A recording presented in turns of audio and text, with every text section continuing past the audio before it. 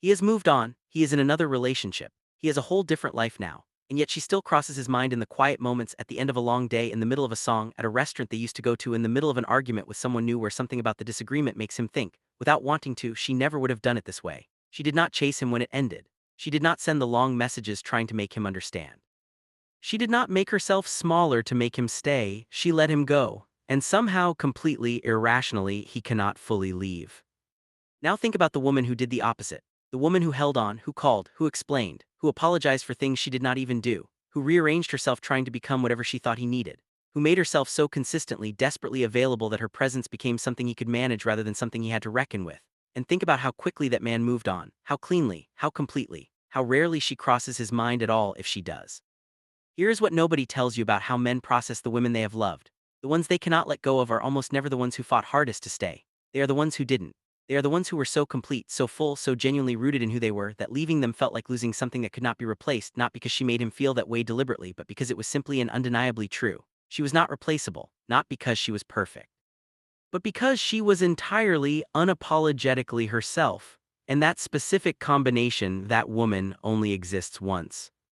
This video is going to tell you what she actually did, not what she said, not what strategy she ran, what she built inside herself that made her the woman he carries long after the relationship is over. And by the time we are finished, you are going to understand that becoming unforgettable has nothing to do with how tightly you hold and everything to do with how fully you live. The myth we have been given about being unforgettable is built almost entirely on the wrong foundation. We have been told that the way to make a man remember you is to be more giving, more accommodating, more beautiful, more flexible, more forgiving, more patient, more present. The relationship advice industrial complex has spent decades telling women that the path to lasting love is in the giving of more understanding, more effort, more of yourself. Pour enough of yourself into a man and he will have no choice but to value what he has.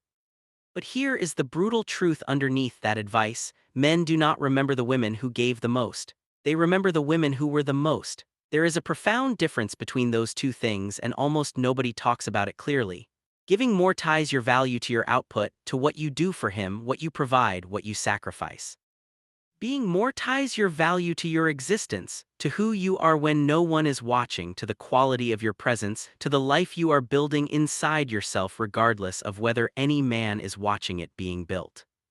The second myth is about holding. We have been taught that the way to keep a man is to hold on, to not let go, to fight for the relationship.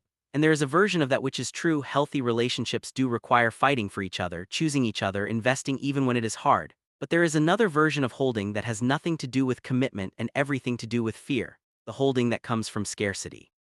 The holding that says, if I release my grip even for a second, he will leave. And that holding, the fear-based, scarcity-driven grip, is precisely what makes a man feel like he can breathe when he finally breaks free of it.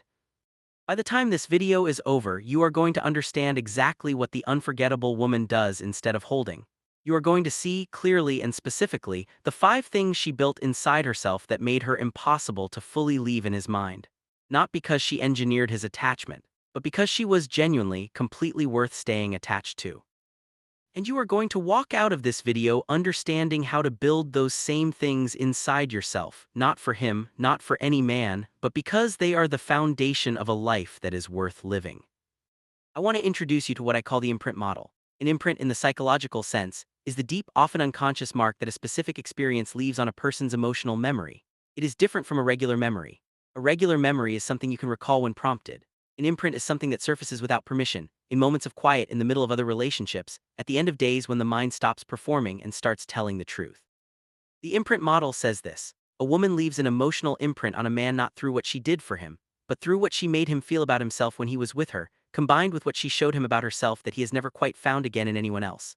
These are two distinct things and both matter. What she made him feel about himself: seen, challenged, genuinely known, more alive, more intentional, more like the man he wanted to be. And what she showed him about herself: a quality of being, a fullness of self, a specific and irreplaceable way of moving through the world that he cannot manufacture in another person because it was hers alone. The imprint model is built on 5 qualities. These are not personality traits you are born with or without. They are internal orientations, ways of relating to yourself and to the world that can be cultivated deliberately, and that, once genuinely built, change not just how men experience you but how you experience yourself. I am going to walk you through each one because understanding what they are is the first step to understanding why the woman he cannot move on from has all five of them and why the women men forget do not. Before I walk you through the five qualities, I want you to picture two women, not as a comparison, not as a competition, but as a study in contrast that is going to make everything I am about to say concrete and visible. The first woman, let's call her Simone, was in a relationship for 2 years. She loved him deeply and she showed it by making herself available to him in every way she could. She adjusted her schedule around his. She softened her opinions when they conflicted with his. She swallowed her discomfort on things that bothered her because she did not want to create friction. When he seemed distant, she moved closer. When he seemed overwhelmed, she disappeared her own needs to make space for his. She gave and she gave and she gave, and when it ended, he said she was wonderful, kind. He just didn't feel the pull anymore. He moved on within 3 months. He rarely thinks about her. The second woman, call her Nadia, was in a relationship with someone else around the same time. Nadia was warm, but she was also whole. She had a life she was deeply invested in, work she cared about, friendships that mattered to her, opinions she held with quiet conviction and did not surrender easily. She loved him, but she was not organized around him. She had standards she maintained without apology. She could sit in discomfort without immediately trying to resolve it. And when that relationship ended, for reasons that had nothing to do with how much she loved him, she grieved privately and she moved forward without making him responsible for her healing. That man has been in 2 relationships since. Neither of them has made him stop thinking about Nadia. He has not gone back because the timing has never been right, but she lives in him. She is the imprint. The difference between Simone and Nadia is not that Nadia was more beautiful or smarter or luckier. The difference is 5 specific qualities that Nadia had built inside herself long before she met him. Let me show you what they are. The first quality, she had a self that existed independently of the relationship. The first and most foundational quality of the unforgettable woman is that she had a self, a rich, specific, fully inhabited self, that did not pause when the relationship began and did not collapse when it ended. She had interests she pursued with genuine passion, work she cared about for reasons beyond status or income, friendships she invested in consistently. A relationship with her own interior life, her thoughts, her values, her sense of humor, her aesthetic, her vision for the kind of woman she was becoming, that was not dependent on whether any man was watching. This is the quality that produces what men describe, often clumsily, as independence. But it is not independence in the cold, I don't need anyone sense. It is independence in the fullest, most attractive sense. She was a complete person who chose to include him in a complete life, rather than a woman who reorganized her life around him once he arrived. The distinction is enormous. A man who enters a complete life feels chosen. A man who enters a life that has been reorganized for him feels pressured. One pulls him in. The other eventually pushes him toward the door, and he often cannot explain why. When the relationship ended, this quality was the one that made her absence feel like the loss of something irreplaceable, because what she brought to the relationship was not just her affection. It was her entire, fully realized self, her perspective, her world, her way of seeing things that was entirely her own. You cannot find that again in someone else because it was specifically hers, and he knew it, maybe not consciously, but at the level where loss is really felt, the moment she was gone. The second quality, she allowed him to experience the consequence of his own behavior. The second quality is one of the most quietly powerful things a woman can do in a relationship, and it is also one of the hardest, because it requires you to resist one of the most deeply conditioned female impulses there is. The unforgettable woman allowed him to experience the real consequences of how he treated her. She did not immediately smooth over disappointments. She did not rush to reassure him that everything was fine when it was not. She did not manage his discomfort at the expense of her own dignity.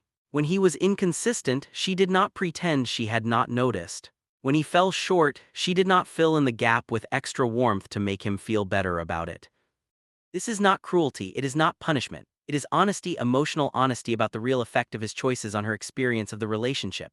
And that honesty did something critical. It made her response to him meaningful. When she was warm, he knew it was because things were genuinely good. When she was quiet, he knew something had registered. Her emotional reactions were real and they tracked reality, which means he could never become complacent. He could never take her warmth for granted because he had learned that it was not unconditional, it was earned continuously by how he showed up. The woman men forget, by contrast, absorbs his inconsistency without visible consequence. She is warm when he is present and she is warm when he disappears. She explains away his behavior and offers him understanding he has not earned. And in doing so, she removes the feedback loop that would have helped him take the relationship and her seriously. She trained him without meaning to understand that there was no cost to showing up halfway. And a relationship with no cost is a relationship with no real investment. He does not miss what required no effort to have. The third quality, she made him feel seen without making him feel managed. The third quality is perhaps the rarest one, and it is the one most directly responsible for the emotional imprint a woman leaves on a man's memory. The unforgettable woman made him feel genuinely seen, not performed at, not managed, not handled, seen. She paid attention to who he actually was, not the idealized version she wanted him to be, not the project version she was hoping to develop, but the actual specific, complicated, contradictory person he was right now. She noticed his patterns. She understood his silences. She could tell the difference between when he needed space and when he needed to be drawn out. She knew what lit him up and what drained him, and she held that knowledge with a kind of quiet intelligence that never felt like surveillance. The difference between being seen and being managed is intention. Being managed feels like someone is steering you toward a version of yourself that is more convenient for them. Being seen feels like someone is witnessing the version of yourself that already exists without trying to redirect it. Most women, especially women who love deeply, cross from seeing into managing without realizing they have done it. The managing comes from care, from wanting him to be happy, from wanting the relationship to work, from wanting him to be the best version of himself. But it reads from inside his experience as a subtle but persistent pressure to be different than he is. And no man stays fully open to a woman who makes him feel, even gently, that who he is right now is insufficient. Nadia saw him. She saw the things about him that were great and she reflected them back clearly.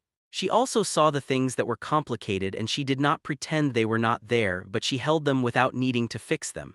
He felt in her presence like a man who was known, and being known truly, accurately. Generously known is one of the deepest human hungers there is. When she was gone, so was the only person who had ever satisfied it. The fourth quality, she let go without making him wrong for leaving. The fourth quality is the one that happens at the end, or in any moment of rupture inside the relationship, and it is the quality that cements the imprint more than almost anything else. The unforgettable woman, when it was over, let go, not bitterly, not performatively, not as a tactic to make him come back. She let go because she understood at a fundamental level that she could not hold someone in a relationship by force of will, and she respected herself too much to try. She did not send the messages designed to keep the conversation open. She did not engineer accidental contact. She did not weaponize mutual friends. She did not make herself a wound he felt guilty about. She simply, with enormous grace and enormous private pain, released him. This is what men cannot process when it happens, because they have been conditioned, consciously or not, to expect that when a relationship ends, the woman will fight to preserve it. The calling, the messaging, the appearances, the guilt, this is what they are braced for, and when it does not come, there is a disorientation that is almost cognitive. He was prepared to manage her reaction, and there is no reaction to manage, which means there is nothing to focus on except the actual loss, the actual absence of her. The actual shape of the space she occupied that is now empty. And because she did not make him wrong for leaving, because there was no bitterness, no campaign to reframe him as a villain, no public performance of devastation designed to reach him, he was left holding the grief clean, without defense mechanisms, without the story that she was too much or too difficult or too demanding that would have let him close the chapter easily. She gave him no reason to reduce her, and so in his memory she remained full, whole.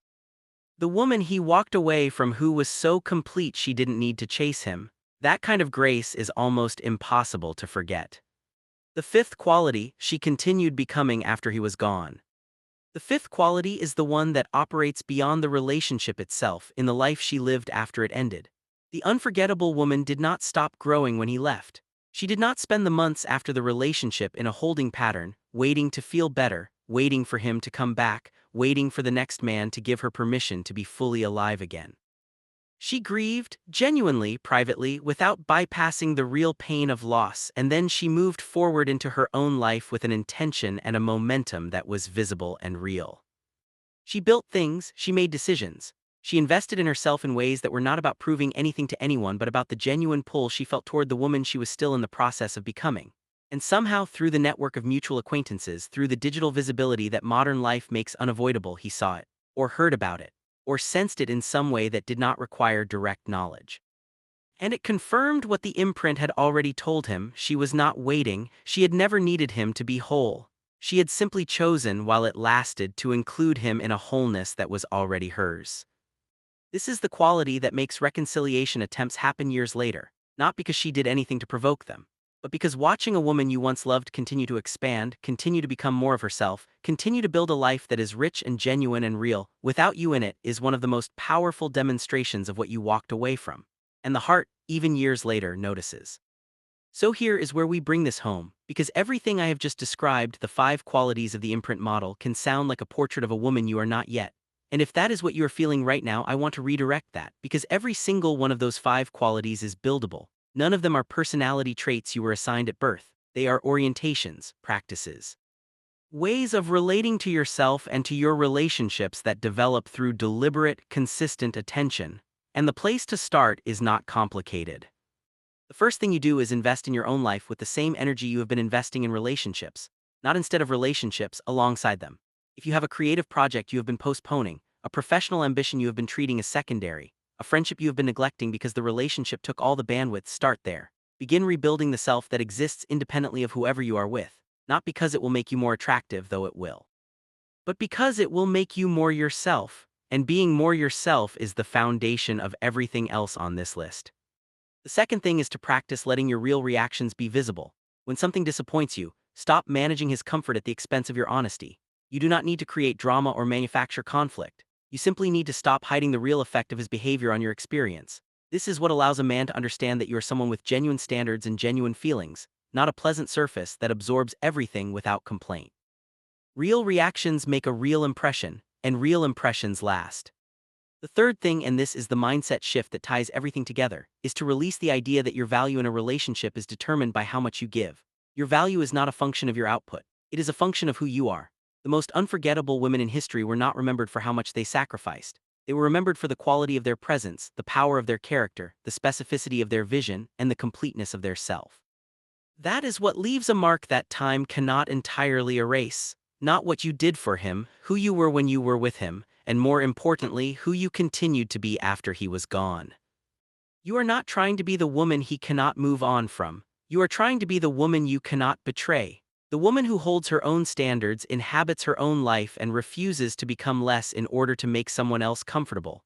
Do that genuinely, consistently for yourself, and the imprint takes care of itself. If something in this video landed, if you recognized yourself somewhere in what I described, whether in Simone or in Nadia, whether in what you have been doing or in what you are building toward, I want you to sit with that recognition. It is valuable. Recognizing where you are is the first and most honest step toward becoming who you want to be. You are not behind, you are not broken, you are simply in the process. And the fact that you are here, watching this, asking these questions, means the process is already moving. If this video gave you something real today, a new way of seeing yourself, a framework you did not have before, a language for something you have been feeling but could not name, hit the like button right now. It takes 1 second and it tells me to keep going deeper, to keep making the videos that go past the surface and into the things that actually matter. Your support is what keeps this channel growing, and I am genuinely grateful for every single like. Subscribe if you are not already part of this community, and turn on your notifications so you never miss a video. Every week I come back with something new, something designed specifically for the woman who is done settling for less than she deserves and ready to understand at a real level how to build the kind of inner life and the kind of relationships that actually hold. This is where that conversation happens. I want you here every week. And before you go, I need you to drop a comment. Tell me, which of the 5 qualities, having an independent self, allowing real consequences, making him feel seen, letting go with grace, or continuing to become after it ends, is the one you are actively working on right now? Be honest with me. I read every comment on this channel, every single one. And your answer might be the exact thing that someone else scrolling through today needs to see. So leave it. Let's build this together.